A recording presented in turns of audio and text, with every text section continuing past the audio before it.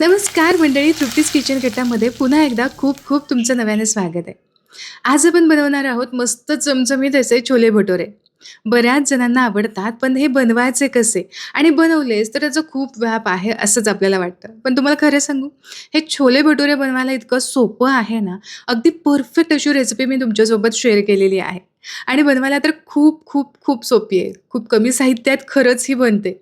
आता ही बनवायची कशी आणि परफेक्ट रेसिपी साधायची कशी? आणि तुम्हाला खरं सांगू का? छोले बनवण्यासाठी म्हणजे असे परफेक्ट कलरचे छोले बनवण्यासाठी ना, आपल्याला अजिबात वाटण करायची गरज पडत नाही. इतकं सोपं आहे ना, फक्त काही टिप्स आहेत.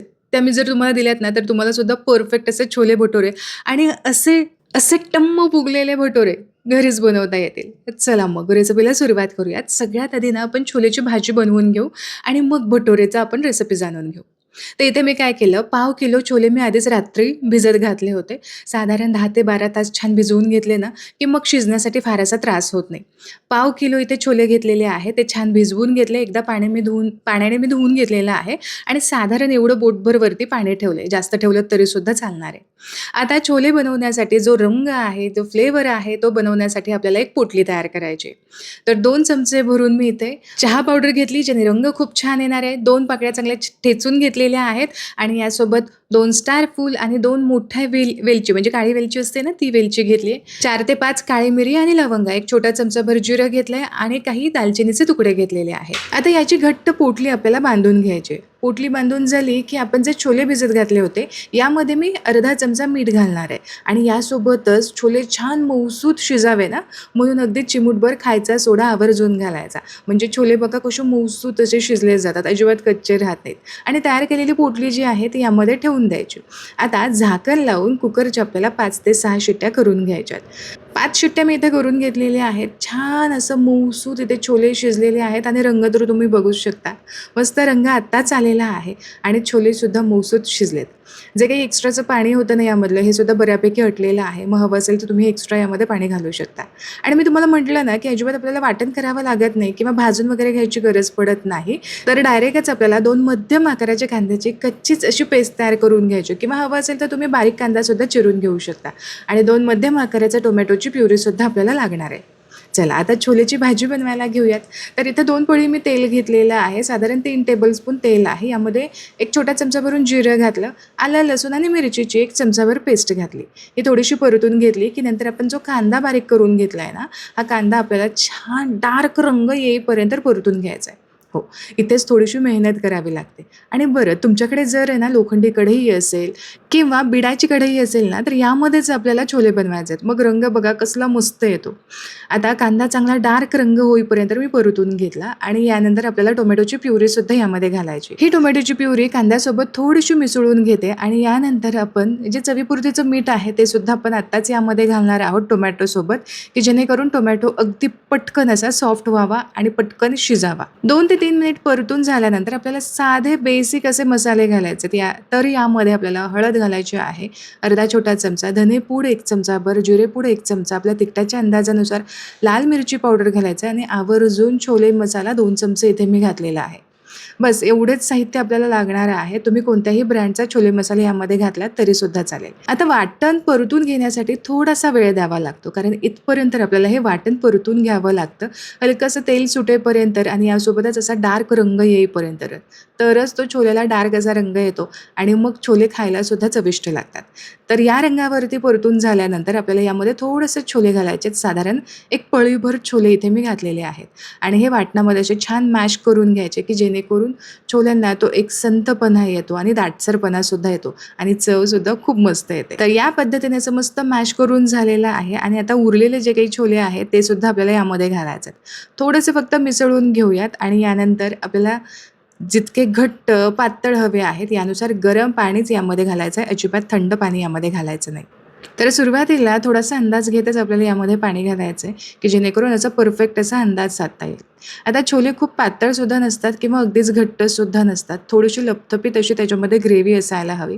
म्हणून मी काय केलं, थोडंसं जास्तच यामध्ये पाणी घातलं. साधारण अर्धी वाटी एक्स्ट्राच पाणी घातलं, की जेणेकरून शिजल्यानंतर थोडंसं हे आटलंसुद्धा जातं आणि थंड झाल्यानंतर तर आणखीन छोले दाटसर होतात.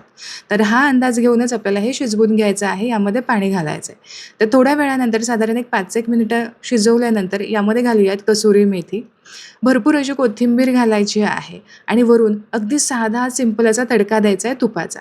तर 2 चमचे इथे मी तूप घेतलेलं आहे. यामध्ये 4 मिरच्यामध्ये या मिरच्यांना कट दिलेला आहे आणि ही गरमागरम तुपाची फोडणी आपल्याला या छोलेवरती घालायची आणि या तडक्यामुळे एक वेगळंच मॅजिक होतं आणि हे छोले अगदी चविष्टसुद्धा लागतात आणि दिसायलासुद्धा बहारदार दिसतात.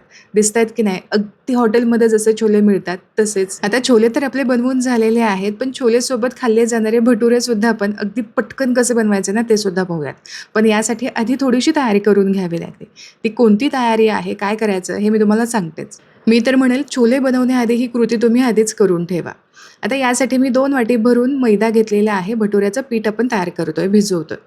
आता मैदा आपल्याला स्वच्छ चाळून घ्यायचा आहे आणि यासोबतच आपल्याला 2 वाटी मैद्याला पाव वाटी भरून बारीक रवा घ्यायचा. इथे जाड रवा चालणार नाही. बारीक जो चिरोटी रवा असतो 0 नंबरचा तोच इथे घ्यायचा आहे. चवीपुरतीचं मीठ घातलं. आता यामध्ये अर्धा छोटा चमचा भरून ना बेकिंग पावडर घालायची आणि पाव चमचाभर बेकिंग सोडा घालायचा आहे आणि यासोबतच 2 चमचे पिठी साखर घालायची आहे. रेग्युलर मध्यम आकाराचा पोह्याचा चमचा आहे. सगळं जे पावडर साहित्य आहे ते व्यवस्थित मिक्स करून घ्यायचे आणि त्याच वाटीने अर्धी वाटी भरून दही यामध्ये घालायचं आहे. फक्त दही फार आंबट नको, ताजं दही इथे घ्यायचं आहे. दही व्यवस्थित मिसळून घेऊयात आणि साईडला त्याच वाटीने पाऊण वाटी भरून मी इथं पाणी घेतलेलं आहे आणि एवढं पाणी आपल्याला भटुरे मळण्यासाठी लागणार आहेत. कदाचित 1-2 चमचे इकडे-तिकडे होऊ शकतात. आता भटुऱ्याचं पीठ फार घट्ट मळलं जात नाही किंवा आपण जसं कणिक चपातीसाठी मळतो तसं अजिबात मळलं जात नाही. तर हे थोडंसं सैलसर असतं. साधारण आपण पुरणपोळीसाठी कसं मळून घेतो त्यापेक्षा थोडंसं सैलसरच असतं. आता इथे पीठ मळून झालंय, थोडंसं चिकटच वाटतंय. आता यावरती अगदी चमचाभर आपण तेल घालूयात आणि व्यवस्थित तेलामध्ये हे पीठ घोळवून घेऊयात आणि सगळ्यात महत्त्वाची स्टेप म्हणजे हे पीठ आपल्याला थोडंसं असं आपटून घ्यायचं आहे. साधारण 4 ते 5 मिनिटांसाठी आपल्याला हे या पद्धतीने आपटून घ्यायचं म्हणजे यामध्ये भरपूर प्रमाणामध्ये ग्लुटन तयार होतं आणि जे भटुरे टम्म फुगतात ना ते याचमुळे. त्यामुळे ही कृती अजिबात मिस करायची नाही.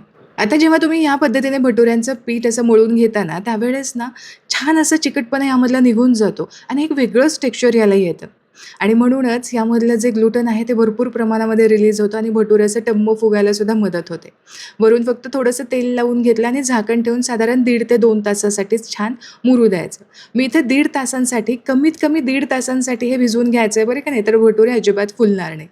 थोडंसं फक्त घोळवून घेतलं, फार मळायचं वगैरे नाही. फक्त एकसंध असा गोळा तयार करून घ्यायचा आणि यानंतर लगेचच आपल्याला भटुऱ्यांचे गोळे तयार करून घ्यायचे आहेत. तर या पद्धतीने आतमध्ये फोल्ड करत आपल्याला भटुऱ्याचा गोळा तयार करून घ्यायचा आहे. आता याच प्लेटमध्ये मी थोडंसं तेल लावून घेते आणि प्रत्येक एक भटुऱ्याचा गोळा जो आहे, तो गोळा ना थोडासा मध्यमच ठेवायचा. खूप मोठे-मोठे सुद्धा भटुरे करायचे नाहीत, नाहीतर विनाकारण खूप तेलसुद्धा आपल्याला घ्यावं लागतं. तर चपातीचा जेवढा आकार असतो त्यापेक्षा जरासे छोटेच ठेवायचे आणि थोडासा डिस्टन्स ठेवायचा कारण हे थोडेसे पसरले जातात, फुलले जातात आणि वरून थोडंसं तेल लावून घ्यायचं कारण की हे कोरडे पडायला नकोत ना, नाहीतर मग भटुऱ्याला व्यवस्थित आकार देता येणार नाही आणि हे घातलेलं तेल यावरचं छान असं या भटुऱ्यांच्या गोळ्यांवरती पसरवून घ्यायचं. आता या गोळ्यांना ना पुन्हा एकदा रेस्ट द्यायची गरज आहे कारण 10 मिनिट जर असे ठेवले तर छान असे भटुरे पुन्हा एकदा फुलतील. कारण जेव्हा आपण गोळे याचे बनवले ना त्यावेळेस यामधलं ग्लुटनचं जे प्रमाण आहे ते थोडंसं कुठेतरी इनबॅलन्स होतं.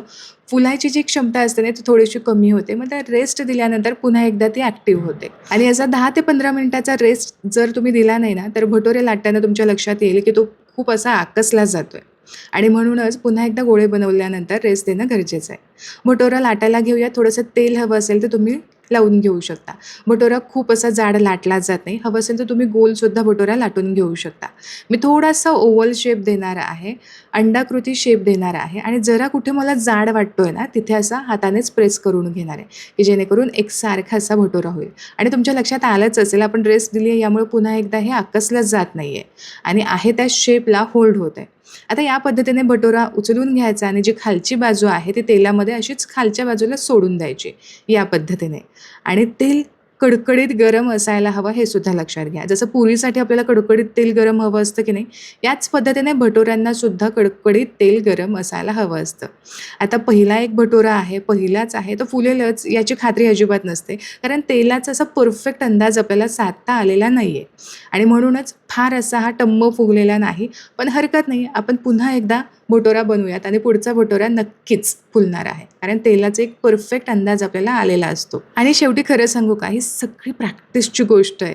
भटुरे बनवणं खरंच एक प्रॅक्टिसची गोष्ट आहे आणि या पद्धतीने जे काही मी माप तुम्हाला सांगितले ना, त्या पद्धतीने जर तुम्ही बनवलं तर चविष्ट तर होणारच आहेत. यासोबतच छान टम्म असे फुलणारसुद्धा आहेत. आणि आपण थोडीच पंजाबी आहोत, थोडासा आपल्याला वेळसुद्धा लागणारच ना. पण हार अजिबात मानायची नाही आणि या पद्धतीने भटुरे नक्कीच ट्राय करून पाहायचे. आता दुसरा भटुरा मी तेलामध्ये घातलेला आहे आणि या भटुऱ्यावरती थोडं-थोडं करून ना तेल शिंपडत राहायचं. म्हणजे काय होतं ना, भटुरा फुलायलासुद्धा मदत होते किंवा या पद्धतीने तुम्ही असं झाऱ्याने हलक्या हाताने सुद्धा दाबून घेऊ शकता. आता तुम्ही इथे बघाल की भटुरा मस्त टम्म फुगायला सुरुवात झालेली आहे आणि याच पद्धतीने भटुरासुद्धा मस्त टम्म फुगतो. त्याचा मस्त रंग आलेला आहे. तेलामधून काढून घेऊयात आणि अशाच पद्धतीने बाकीचे भटुरेसुद्धा मी करून घेणार आहे. हा तिसरा भटुरासुद्धा तुम्ही बघू शकता. मस्त आधीच्यापेक्षा सुद्धा टम्म फुगलाय. तुम्ही बघताय ना, एकदा हात बसला ना, की मग मात्र भटुरे छान असे फुललेच जातात. गरमागरम छोल्यांसोबत गरमागरम आपले भटुरेसुद्धा तयार झालेले आहेत आणि मला खात्री आहे की आजची ही रेसिपी तुम्हाला समजली असेल, सोपी वाटली असेल. छोले भटुऱ्यांची रेसिपी तुम्हाला आवडली असेल, दिलेल्या टिप्स तुम्हाला जर आवडल्या असतील, तर नक्की आपल्या रेसिपीला, व्हिडिओला लाईक करा. तुमच्या मित्र आणि परिवारासोबत ही रेसिपी नक्की शेअर करा. पुन्हा भेटूया अशाच एका चमचमीत रेसिपीसोबत. तोपर्यंत स्वस्थ राहा आणि मस्त मस्त खात राहा.